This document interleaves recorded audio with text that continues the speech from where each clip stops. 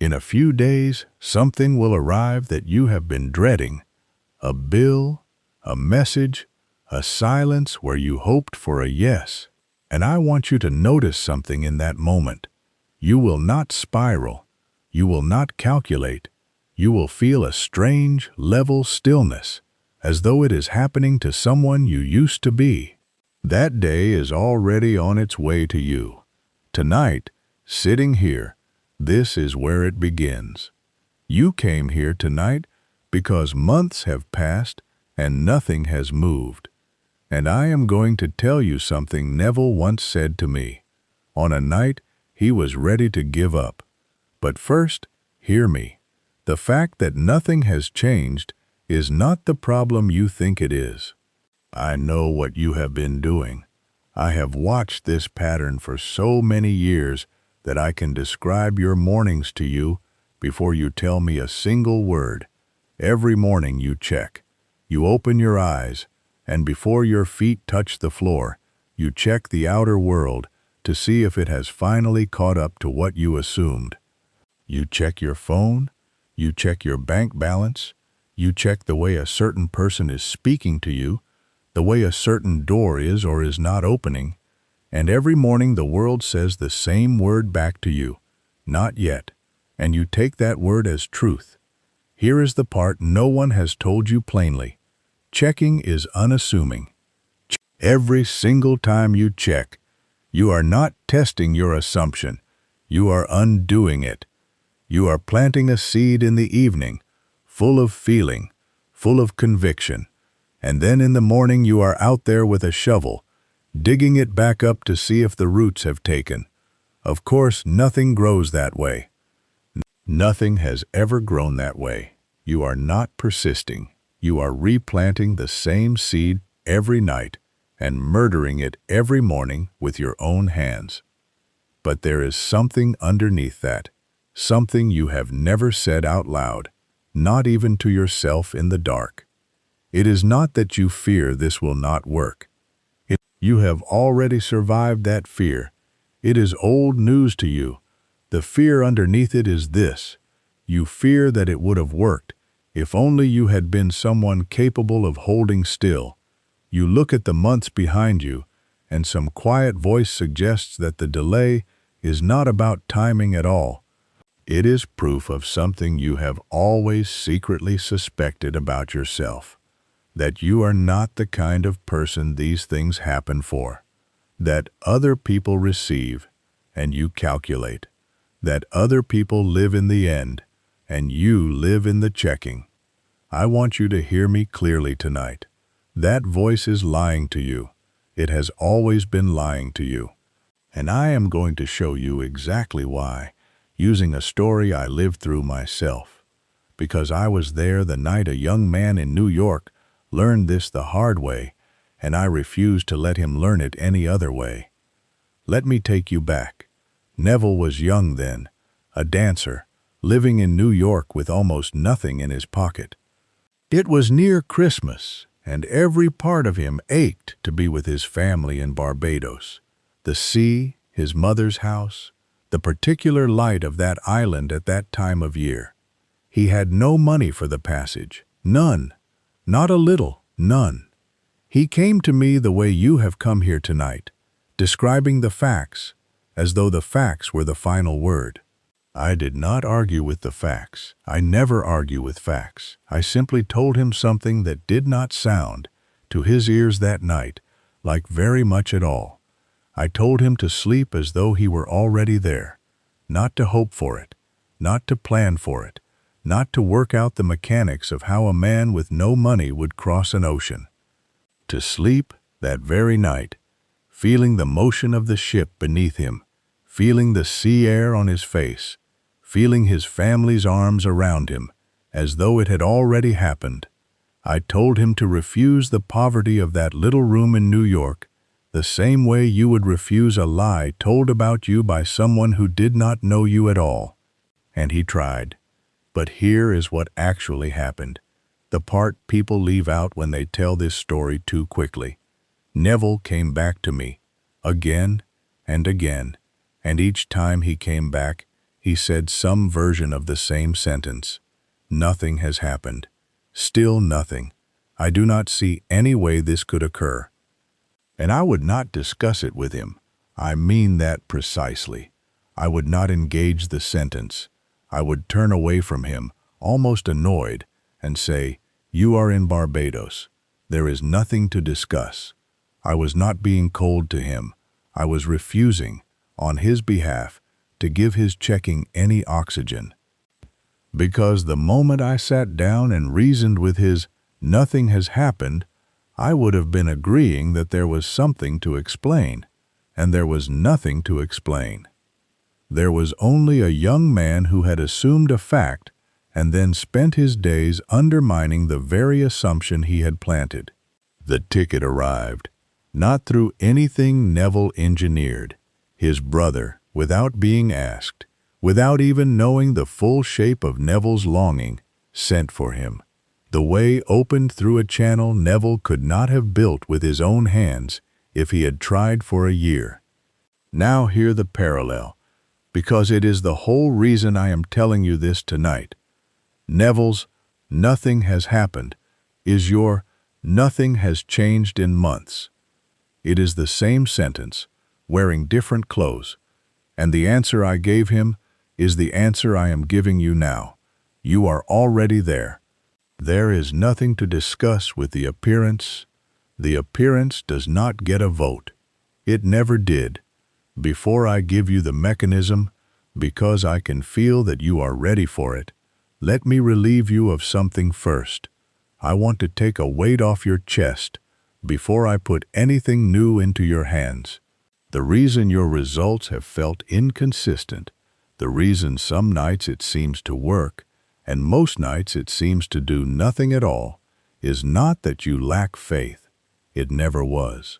It is that you have been doing one part of a four-part movement and calling it the whole thing.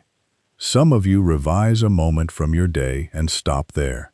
Some of you build a beautiful scene at night, but never touch the sentences you speak to yourself all day long. Some of you correct your inner talk, but never actually fall asleep inside the feeling of the wish fulfilled. You just think about it and then drift off, thinking about something else entirely. Almost no one does all four in sequence, as one single nightly act. So hear me on this, because I mean it with my whole chest. It was never you failing. The routine you were given, wherever you found it, was simply incomplete. The full nightly movement has four parts: clearing the day through revision, correcting your inner speech in the moment you catch it drifting, building one precise scene that implies the wish is already fulfilled, and falling asleep inside that state, not thinking about it, but feeling from it, as your very last waking act. I have written a short free guide for you called Rewrite Tonight. It is a complete 3-minute pre-sleep revision. How to choose the 3 moments from today that would otherwise disturb your sleep. How to revise each one precisely, and how to feel the clearing settle over you before you drift off. It costs you nothing. It is immediate. It is the first link in the description below this video. Open it tonight before you do anything else. Or, if you would rather, comment the single word "reset," just those 5 letters, and I will make sure you are pointed straight to it. And I want you to understand what that word means when you type it. It is not a comment. It is a small declaration that you are done being a subject of your circumstances and ready to be the one who assumes. There is also a complete 7-night, 4-part guided version, the transfer protocol, through that same link, for the ones among you who want the entire sequence held for you, night by night, so you are never guessing which part you missed. $27.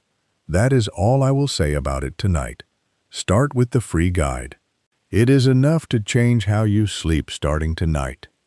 Now let us go to the root of this, because everything else I say tonight rests on one sentence, and I want you to let it land the way it is meant to land. Nothing has changed because you have not changed, and nothing outside you can move until you do. Sit with that a moment. I am not saying it to wound you. I am saying it because it is the most liberating sentence you will hear this year, once you actually receive it. Because if the world were lagging behind you, if it were simply slow, then you would be at the mercy of its pace, waiting on something outside your control. But that is not what is happening. The world is not lagging. The world is reporting. Neville said it plainly. The world is a mirror, forever reflecting what you are doing within yourself. A mirror does not decide to be slow. A mirror shows you exactly, instantly, faithfully, what stands in front of it. Nothing more, nothing less. So when you say nothing has changed in months, I want you to hear what you are actually saying. You are not describing an absence of results. You are describing a result, a very precise, very faithful result, the reflection of a self that has been assuming lack, assuming delay, assuming still nothing for months with tremendous discipline. Neville said something that I want you to carry with you for the rest of your life. Man's chief delusion is his conviction that there are causes other than his own state of consciousness. Think of every explanation you have given for the delay. The economy, the other person's timing, the market, your age, your past, your bad luck, the wrong year to be trying this. Every one of those explanations is that exact delusion, dressed up to look reasonable. There is one cause, only one, your state. Everything else is scenery. And here is why persistence actually works. Mechanically, not mystically. An assumption is not confirmed by evidence appearing first. It is confirmed by feeling it real and staying with that feeling until it hardens into fact. Neville's words, exact.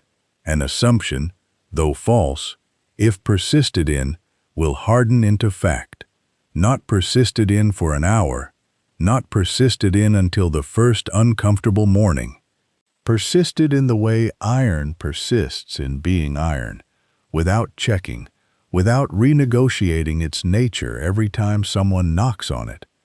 Now here is the correction I most want you to take home tonight, because I think it will rearrange something in you. You believe you have failed to persist. You have not failed to persist at all. You have persisted brilliantly. You have simply been persisting in the wrong state. You have not spent these months assuming your desire. You have spent these months assuming its absence, faithfully, nightly, with the same discipline a monk brings to prayer. You are already a master of persistence. I need you to hear that as the compliment it is, even though it stings. You are already a master of persistence. You have simply been faithful to the wrong assumption. So the work tonight is not to learn a new skill from nothing. It is to redirect a skill you already have in abundance. Let me show you this from 4 directions. Because a truth this large needs to be turned over in the light more than once before it settles all the way into you. The first thing I want to uncover with you is this. The delay you resent is your own consistency. It sounds strange the first time you hear it, but think about what a mirror actually is. It does not distort. It does not soften the truth to spare you. It does not decide today to show you something slightly better than what stands in front of it. It reflects, exactly, without fail, whatever is present. So if for months the reflection has been still nothing, you are looking at proof that the law has been working perfectly the entire time. It has never once failed you. It has simply been reflecting a person who checks daily, who narrates the absence daily, who greets the morning already braced for disappointment. Remember Neville, coming back to me again and again, saying nothing has happened, Every single time he said it, he produced another day of nothing happening, because the saying of it was itself an assumption of not yet, fresh and renewed, right on schedule. He was not failing to manifest. He was manifesting exactly what he was assuming in that moment, with perfect fidelity. So here is what I need you to stop doing tonight. Stop treating the outer world as a verdict on your worth or your progress. Stop walking up to the mirror and asking it, "Did it work yet?" A mirror cannot answer that question. It has no opinion. It can only ever reflect the one standing in front of it, asking. So change who is standing there and stop interrogating the glass. The second truth waiting for us tonight is this: you cannot receive what you keep waiting for. I want you to really feel the strangeness of that sentence before I explain it, because most people believe waiting is a neutral, even virtuous position. Patience, they call it. But waiting is not neutral. Waiting is an active state, and what it actively declares, every moment you occupy it, is this has not yet come. You cannot occupy that state and simultaneously occupy the state of having received. They are opposites. One of them has to go. This is what living in the end actually means, and I want to strip away any mystery from the phrase. It means you stop standing on the platform, checking your watch, hoping the train will finally arrive. You get on the train, you sit down inside it. You feel the particular motion of a journey already underway. Neville did not wait for a ticket to appear before he felt himself in Barbados. He sailed there first, at night, in feeling, and let the ticket catch up to what was already true within him. He gave thanks from inside the arrival, not from the platform, hoping for a train that might come. So here is the shift I want you to make, starting tonight, in the small sentences you say to yourself all day. Stop saying, "It will come." Change the tense. It is done. Not future. Present, complete, finished. Your inner speech has a tense, whether you have ever noticed it or not, and that tense is either building your future or embalming your past. Which brings us to the third truth, and this one, I confess, is the one that changes people the fastest once they actually see it. Your inner conversations built these months, and they can rebuild the next ones. You did not fail to manifest anything. I want to be very precise here, because this truth is often misheard as an accusation, and it is not one. You manifested exactly your inner talk, the quiet complaints under your breath, the tired little, of course, still nothing, you mutter to yourself when you check your phone in the morning.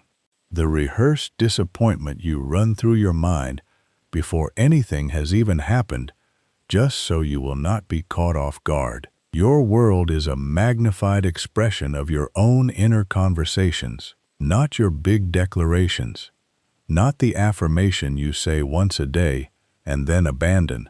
The small, constant, half-conscious mutterings that run underneath everything all day long. I want you to actually hear your own morning check the way I hear it, from the outside, without flinching. Nothing yet, of course. That sentence, repeated for months, quietly, almost affectionately, the way you might greet an old friend, is a persisted assumption. It is more disciplined, more faithfully repeated than any scene you have ever tried to build at night. You built a beautiful vision for 3 minutes before bed, and then you spent the other 23 hours and 57 minutes of your day dismantling it, sentence by small sentence. So here is the practice. Catch the sentence. Not after it finishes. Catch it mid-breath, the instant you feel it rising, the still nothing, the of course not, the small, tired confirmation. And before it completes itself, replace it. Speak instead the sentence a person already in possession of the thing would speak, in that exact moment, about that exact circumstance. Not a grand affirmation shouted into the void, just the quiet, natural sentence of someone for whom this is already handled. And now the fourth truth, and I want to slow down here because this is the one that explains the exhaustion so many of you are carrying right now without knowing what to call it. You were never weak. You were close. That feeling, the one you have been calling burnout or doubt or I can't do this anymore. I need you to look at it from a different angle tonight. It is not defeat. It is the sound of an old self running out of fuel. Every identity you have ever outgrown made noise on its way out. It always does. Nothing dies quietly that was once in charge of you. Neville was, by his own account, ready to give up the very night before the way opened. Ready to give up. Not calm, not serene, not gracefully surrendered in some picturesque way. Genuinely finished, genuinely spent.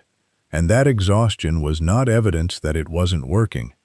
It was the final resistance of the old identity, spending its last strength before it had to let go.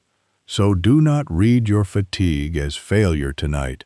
Read it as what it actually is, the final resistance of the person you are leaving behind. Now let me give you the one thing to actually do tonight. Not everything I have described. One thing. Done completely, done deeply. Tonight, do not try to build your whole future in your mind. That is too much for one evening, and it usually collapses under its own weight. Instead, do one revision, just one. Think back over your day and find the single moment that most confirmed nothing has changed. The check you did on your phone that gave you the answer you dreaded, the message that didn't come, the conversation that sank in your stomach. Find that one moment specifically. Then get still. Let your body settle the way it settles right before sleep. Heavy, quiet, unwilling to move. Neville called this the state that borders on sleep, and it matters more than almost anything else in this practice, because in that drowsy threshold, the analytical, arguing part of your mind steps aside, and the deeper mind, the part that actually does the building, becomes wide open and receptive. From inside that drowsy stillness, replay the moment, but this time revise it. Rewrite it exactly as it would have gone for a person whose desire is already fulfilled. Not a fantasy far away from the original moment. The very same moment, corrected. See it happen the new way. Feel the relief of it having gone that way. The way you'd feel relief in your chest and your shoulders if it were simply true. And then, this is the part almost everyone skips. Do not open your eyes to check whether it worked. Let the feeling carry you straight into sleep. Let sleep seal it in before your checking mind can get its hands on it again. This is one movement, the clearing.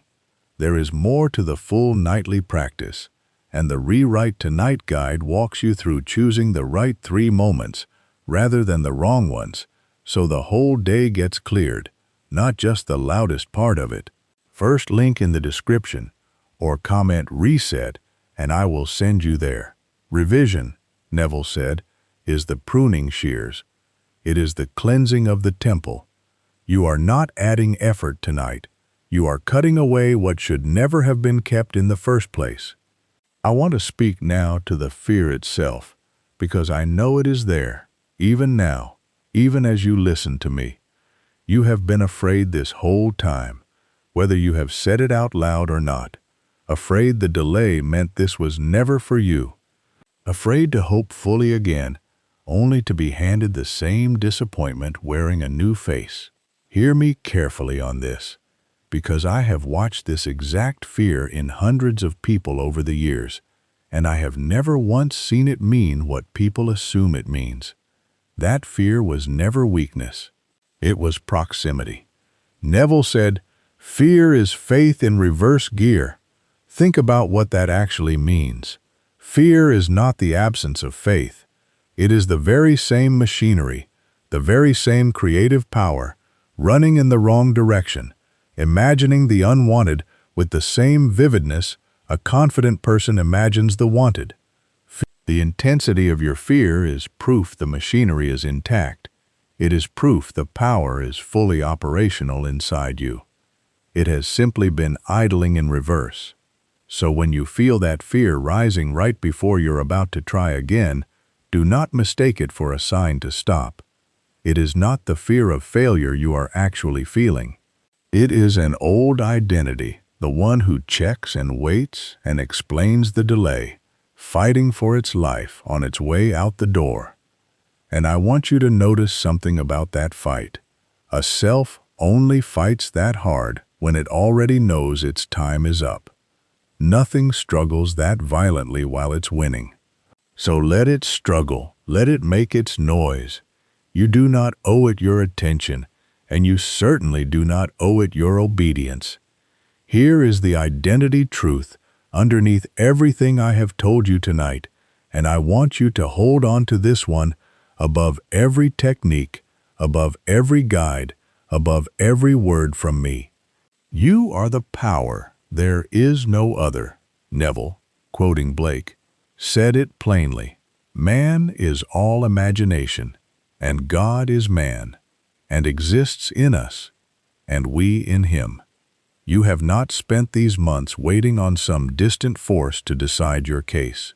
You have been the operant power the entire time.